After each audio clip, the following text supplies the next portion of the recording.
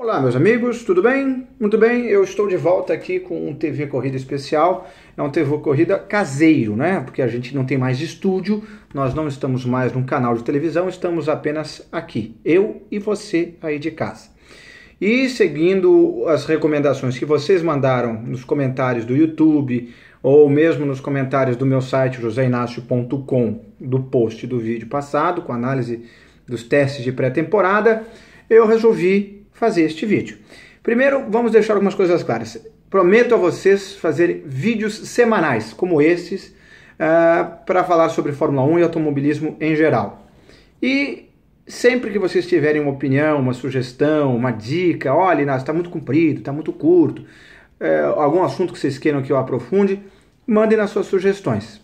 Outra coisa muito importante, isso é sério, eu preciso que vocês ajudem na divulgação desse vídeo. Se esse vídeo não for visto por muita gente, qual é o sentido de eu fazer isso? Eu estou fazendo isso para que chegue ao maior número de pessoas possíveis, como acontecia nos velhos tempos de TV Corrida, lá na All TV, e para isso eu preciso que você propague. Seja no seu Twitter, seja no seu Facebook, seja nas mídias sociais que você achar interessante. Como agora é no YouTube, você pode colocar o link e mandar por e-mail, você pode colocar embebedar e postar no seu site, você pode colocar no YouTube, no YouTube já está, né, seu idiota, como eu sou burro. Você pode colocar no seu site, você pode colocar no seu Facebook, na sua página, enfim. Existem maneiras mil de você me ajudar na divulgação desse programa e isso passa necessariamente pela divulgação. Mas chega de enrolar. Vamos falar hoje sobre Fórmula 1, Stock Car e Fórmula Indy aqui, diretamente de Santiago, no Chile, que é onde eu estou. Muito bem, vamos lá. Nossa, que mão gigante essa eu tenho. Não, é a câmera. Vamos falar sobre alguns assuntos. Honda quer ser campeã. Ela declarou isso. Puxa, que surpreendente, não? Achei que ela queria ser sétimo colocado. É óbvio que ela quer ser campeã, mas o que ela quis dizer com essa declaração? Porque eles tiveram um grande avanço nos testes de inverno desse ano em relação ao ano passado e devem figurar naquele pelotão intermediário das equipes médias. Só que eles não estão nem um pouco satisfeitos com isso e eles querem liderar, eles querem ganhar corridas, eles querem disputar o título. Isso já vai ser em uma questão mais de médio e longo prazo. Isso não impede que eles já declarem desde sempre essas intenções mais ambiciosas que tanto a Honda como a McLaren têm. Mas existe uma segunda parte interessante dessa história. Eles declararam, Honda e McLaren, que querem renovar o contrato de Fernando Alonso antecipadamente. Como vocês sabem, no fim de 2014 o Alonso saiu da Ferrari e foi para a McLaren. Então ele fechou um contrato de 3 anos, 2015, que já foi, 2016, que agora se inicia, e 2017, ano que vem, em tese, o último. A gente não sabe como que é o contrato, existe uma cláusula que permite ele sair antes, mas o fato é que ele deve cumprir esse contrato até o fim, e tem gente dentro da McLaren que já gostaria de ver esse contrato antecipadamente renovado para além de 2017. Para isso eu acho que o próprio Alonso vai esperar um pouco mais para ver se o carro deles realmente melhora. Quem sabe no ano que vem ele terá uma impressão mais forte disso, ou se no meio do caminho não abre uma vaga mais interessante numa equipe grande, como por exemplo a Mercedes. Vamos lembrar que Hamilton e Rosberg apresentam um potencial muito grande de atritos esse ano. Se a coisa desandar entre os dois, talvez a Mercedes resolva mandar um embora e aí ele teria uma chance, não muito grande, porque é mais provável que a McLaren não o libere e que a Mercedes, em dispensando o Hamilton ou o Rosberg, coloque alguém menos polêmico para dar trabalho para o Hamilton. E o Alonso daria muito trabalho para o Hamilton. Talvez coloque o Bottas, que num primeiro ano se acostumaria, vai ser segundo, ou enfim, um Pascal Wehrlein, que esse ano está estreando na Manor. Talvez, enfim, a Mercedes, se dispensar um piloto ao fim desse ano, coloque um piloto menos medalhão como o Alonso. Ainda assim, não custa nada ele esperar para ter certeza disso. Mais notícias. Lewis Hamilton elogiou bastante os tempos de volta da Ferrari nos testes de inverno. Por que ele fez isso? Para fazer média. Porque ele sabe que o carro dele é o favorito para o título, mas ele não quer desanimar todo mundo que gosta da Fórmula 1 e falando, olha gente, é verdade, a gente vai sobrar, a gente é fantasticamente melhor do que todos, get used. Não, ele está querendo com que todos torçam pelas disputas e dando esperanças para a Ferrari tentar ganhar uma corrida. Ele está fazendo média. Pode ser que a Ferrari realmente esteja bem próximo da Mercedes, mais até do que a Mercedes espera? Pode, mas pelo que a gente viu nos testes de inverno, não parece. Por exemplo, a Mercedes nem se preocupou em virar tempo rápido, nem usou o pneu ultra soft, super soft da vida. Então, isso mostra como eles estão confiantes do carro que tem. Então, essa declaração do Hamilton pode ser entendida mais como uma rasgação de seda para fazer média com os fãs da Fórmula 1, tentando animá-los para a temporada que se inicia, do que propriamente uma crença de que a Ferrari, de fato, pode ser campeã em cima deles esse ano. Outra notícia interessante é que a Sauber atrasou os pagamentos dos funcionários deles no começo desse ano, no começo do mês passado. Fevereiro não tinha sido todo mundo, não havia todo mundo recebido o salário. Isso é ruim, é óbvio, porque mostra como a equipe continua com problemas financeiros. Só que não quer dizer que o ano dele vai ser um desastre. Por exemplo, a Sauber agora já está com todos os pagamentos em dia, mas mostra como a coisa lá está feia. Eles estão vendendo almoço para comprar jantar. Isso certamente impactará na evolução do carro ao longo da temporada. Como eles não têm dinheiro nem para pagar os funcionários em dia, ok, no começo do ano é sempre o maior período de gastos das equipes de Fórmula 1, que tem que pagar os fornecedores de todas as peças, de todas as coisas, fazer os transportes para testes, etc, etc. É o período de maior gasto de uma equipe de Fórmula 1, costuma ser no começo do ano. E, em tese, passando isso, a coisa fica menos ruim. Mas ainda assim é um indicativo de que a Sauber deve ter problemas ao longo do ano para desenvolver o carro deles por falta de dinheiro. E aí, as esperanças que eles terminem o ano bem, terminem o ano que vai se iniciar agora bem, também diminuem. Igual ano passado, eles começaram o ano bem, aí as equipes, os outros foram passando eles foram ficando para trás. A diferença é que esse ano eles já vão começar com equipes mais próximas ou melhores do que eles. Por exemplo, a McLaren não vai estar tão mal como no ano passado, já devem estar brigando com eles ou até na frente. A Toro Rosso e a Red Bull, que tiveram tantos problemas com o motor Renault no passado e abandonaram e com isso eles pontuaram em cima deles, não devem ter esse tipo de problema esse ano. A própria Haas é uma equipe nova, com todo o aval da Ferrari, usando o mesmo motor que eles, Sauber.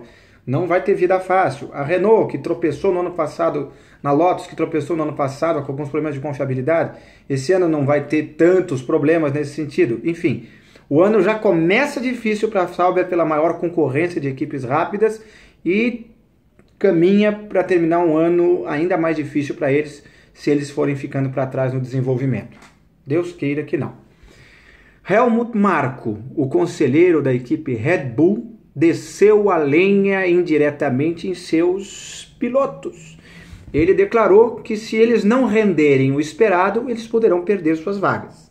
Claro que ele não vai despedir os dois ao mesmo tempo, é muito improvável. Possível é, mas é improvável. O fato é que ele está colocando um post-it na janela do Daniel Ricciardo e outra do Dani Kvyat, avisando: amiguinho, um de vocês vai dar lugar para o Verstappen. Qual de vocês vai ser? Vai depender de vocês. É isso que ele está falando. Porque o Verstappen iria para um terceiro ano na Toro Rosso, ano que vem, é muito improvável disso acontecer. Então, quem não for tão bem esse ano na Red Bull deve dar vaga para o jovem holandês.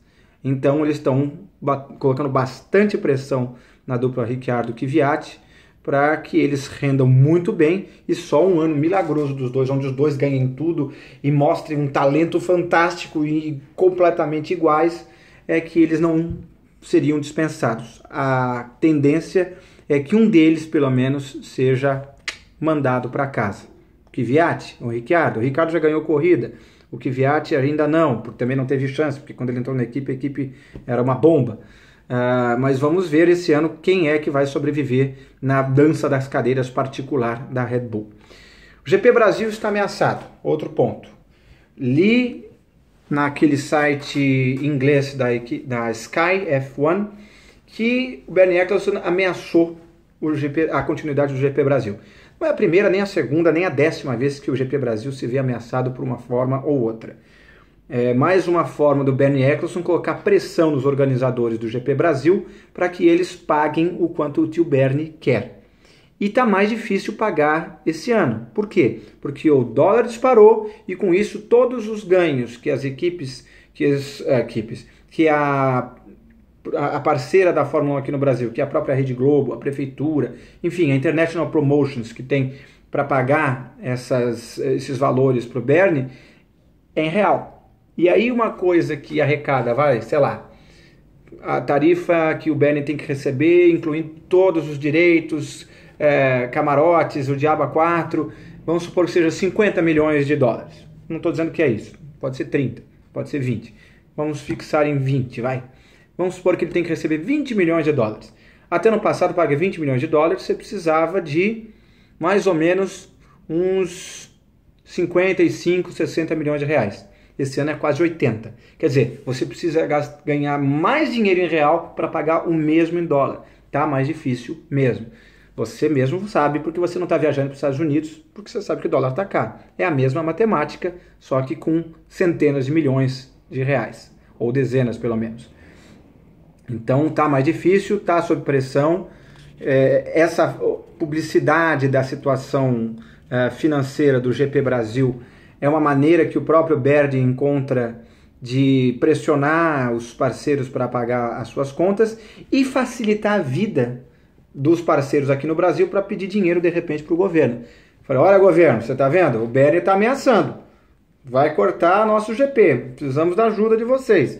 Pode ser um caminho, mas o fato é que essa informação não vazou à toa. Ela vazou exatamente para pôr pressão nos organizadores do GP Brasil e nos possíveis fornecedores de dinheiro para essa organização. O GP do Texas foi confirmado. Outra notícia. GP do Texas confirmado. GP dos Estados Unidos, no caso, que acontece no Texas, foi confirmado. E o porquê que isso é importante? Bom, primeiro porque é uma corrida que todo mundo gosta, é uma corrida com uma pista muito legal e que costuma ter ótimas disputas. Estava ameaçada porque no ano passado veio aquele ciclone, tiveram vários treinos atrasados, muita gente não foi, a venda de ingressos não foi nenhuma maravilha, também por causa do GP do México, que tinha muita gente que ia do México assistir o GP dos Estados Unidos, agora eles têm o próprio GP, não justifica mais ir até o Texas, então não estava tão certo que esse ano haveria. Foi confirmado e isso traz implicações importantes na Fórmula 1. Por quê? Como você sabe, a Fórmula 1 permite que cada piloto, cada carro, faça 4 trocas de motores, certo? Portanto, num calendário de 20 corridas, como era até ano passado, de 19, mas enfim, com até 20 corridas, podem haver 4 trocas de motores. Só que com o GP do Texas, dos Estados Unidos, confirmado, as equipes ganharam direito de uma 5ª troca de motor ao longo do ano, porque existe uma cláusula no contrato da Fórmula 1 com as equipes, no regulamento técnico, que diz claramente: uma temporada com mais de 20 etapas, automaticamente concede-se uma unidade motriz, né, que compõe o motor, ERS, KERS, essas coisas todas, turbo, baterias, para todos os pilotos, todas as equipes, todos os pilotos. Conclusão: eram 4 trocas de motor esse ano. Se houver realmente 21 corridas, como parece ser o caso, vão para 5. Isso é bom, porque as equipes terão motores mais novos. Com isso, eles podem usar até menos os motores. Em vez de fazer 5 corridas cada, eles podem fazer, por exemplo, 3 ou 4. E com isso eles têm uma chance a mais de trazer novidades ao longo da temporada, porque a cada troca de motor eles trazem novidades que aumentam a potência, a durabilidade e a economia de seus motores. Então vai ser interessante como cada fornecedora vai distribuir essas trocas. Numa temporada de até 20 não tinha muito erro, era a cada 5 corridas. Agora, com uma troca a mais, tem gente que pode adiantar, tem gente que pode atrasar, porque vai ter uma folga maior, uma margem de manobra maior. Vai ser interessante ver como é que eles vão fazer isso. Mais uma notícia. Mercedes promete mais liberdade para que Lewis Hamilton e Nico Rosberg disputem posições durante as corridas. Isso é muito bom de se ouvir, porque a gente quer mesmo a disputa aberta entre eles. Mas eu desconfio que isso pode mudar caso eles comecem a uma disputa fratricida e um comece a bater no outro e bata e o carro caia, quebre, com isso a Ferrari venha e ganhe corrida. Se isso acontecer, eu acho que a Mercedes vai falar, pessoal, lembra aquela liberdade que eu prometi no começo do ano? Então, acabou. Acabou, vocês ficam batendo, a turma de trás passa e a gente se ferra. Então, acabou a festa. Agora quem manda sou eu e quem vai ganhar é fulano ou Beltrano. Então, vamos ver se essa liberdade dura até o fim do ano e se, com isso, a relação entre Hamilton e Rosberg não azeda ainda mais, já que no fim do ano passado a coisa já não estava boa e tem um potencial maior ainda esse ano para azedar de novo, né? Última notícia da Fórmula 1 que eu vou mencionar é a situação do Vijay Mallya. Vijay Mallya é um dos donos, é o dono majoritário, não sei se é majoritário, é um dos donos, acaba sendo a face pública da equipe Force India. Ele que também é indiano, ele está numa situação financeira bastante difícil na Índia. Ele está devendo cerca de 4 bilhões de dólares para diversas instituições, para o governo, enfim, para um monte de gente lá na Índia, porque ele teve uma grande companhia aérea chamada Kingfisher que faliu. Além disso, ele teve que vender a sua empresa de bebidas para Diageo e agora existe um grupo de pessoas, de credores dele, lá na Índia pedindo para que ele não possa viajar, para evitar que ele fuja do país. Há quem diga que ele já não está na Índia, que ele estaria ou na Suíça ou na Inglaterra, quietinho exatamente, evitando os seus credores. O fato é que a situação dele não está boa e ele poderá, dessa forma, acabar saindo da equipe de Fórmula 1. De repente, ele vende a participação que ele ainda tem para a Diageo, que é a dona da patrocinadora principal da equipe, Smirnoff, e aí a Diageo assume a gestão da equipe. Ah, mas como assim? Uma empresa de bebidas administrando uma equipe de Fórmula 1? Bom, não seria a primeira vez, né? Tá aí a Red Bull que faz bebidas energéticas, mostrando que dá para fazer e dá para ser vencedor assim. Vamos aguardar. Quem viver, verá. Vamos para outra pauta agora. Pronto. Eu não tenho efeitos sonoros, então eu faço com as palmas mesmo. Outra pauta. Stock Car. A Stock Car teve a sua estreia esta semana passada, ou retrasada, depende de quando é que você está vendo o vídeo. Mas enfim, teve a sua estreia em Pinhais, lá em Curitiba, ao lado de Curitiba. A corrida de duplas, onde quem ganhou foi a dupla atual campeã. Quer dizer, a dupla não é campeã, é a dupla que tem o atual campeão. Marcos Gomes e o Antônio Pisoni. O Antônio Pisoni corria até o ano passado na Stock Car. Infelizmente ele perdeu o emprego, porque a equipe dele perdeu o patrocinador, então ele ficou na mão. E esse ano ele voltou como convidado do Marcos Gomes, o atual campeão. E ganhou a corrida de estreia, que teve disputas bem interessantes. Tivemos o Ricardinho Maurício com o seu convidado também com uma competitividade muito bacana. E eu estou tentando lembrar o nome do piloto. Ô Jesus Maria José. O companheiro do Ricardo Maurício na corrida. É um garoto jovem, 21 anos, ia fazer 21 esse ano. Bom, eu não vou lembrar, não adianta fingir que eu vou lembrar, porque eu não vou lembrar. Pior que eu não anotei o nome aqui direito. Eu estou ficando gaga. Mas o fato é que ele foi muito bem. O Ricardo Maurício e a dupla dele, que é um cara nota 10, um cara realmente talentoso e que merece ter uma vaga no automobilismo, e ele não tem. Infelizmente também, assim como o Pisoni, até agora ele não está com a vida garantida para nada. Uma pena, um garoto de grande talento, tanto que fez a pole position. Também tivemos o Rubens Barrichello fazendo uma boa disputa, só que no final o carro dele abandonou, porque ele ia ser punido, porque a dupla dele, que é o brasileiro que corre de DTM, o Jesus, tá ficando velho e gaga, único brasileiro na DTM, Augusto Farfus, isso, o Augusto Farfus teria dado um totozinho no Lucas di Grassi, que por sua vez é companheiro de equipe do Thiago Camilo, ou do Átila Abreu? Do Thiago Camilo ou do Átila Abreu? Acho que era do Átila. Acho que, não lembro. Bom, enfim. Bateu, deu um totozinho, desequilibrou o carro do di Grassi e foi entendido que aquilo foi algo prejudicial para a corrida do Lucas, e com isso ele teria que fazer um drive-thru, e como já faltava 2 voltas para o final, ele falou, quer saber? Vou recolher, já que eu vou ficar fora da zona de pontos. Por que ele ia ficar fora da zona de pontos? Porque como é uma corrida especial, essa de abertura, só os 6 primeiros pontuavam. O primeiro ganhava 6, o segundo 5, o terceiro 4, o quarto 3, o quinto 2 e o sexto 1 ponto. Eram poucos pontos para poucos pilotos, exatamente para que os pilotos convidados fossem pessoas que trouxessem bastante mídia, mesmo que não tivessem experiência. Infelizmente não trouxeram tantos pilotos famosos, né? Trouxeram Lucas de Grassi, Nelsinho Piquet, mas por exemplo, Villeneuve não veio. O Barrichello chegou a convidar o Valentino Rossi, só que por problemas de agenda não deu também, mas teria sido interessante ver o Rossi na Stock Car. Próximo assunto. Pronto, trilha sonora, olha só que vinheta boa, hein? Vinheta barata essa. Próximo assunto, Fórmula Indy. Temos neste fim de semana, do dia 13, a estreia da temporada 2016 da Fórmula Indy. E teremos novidades interessantes. Por exemplo, teremos alguns novatos. Teremos Max Chilton, o inglês Max Chilton, que era esquecível, vamos dizer assim, na sua passagem pela Fórmula 1.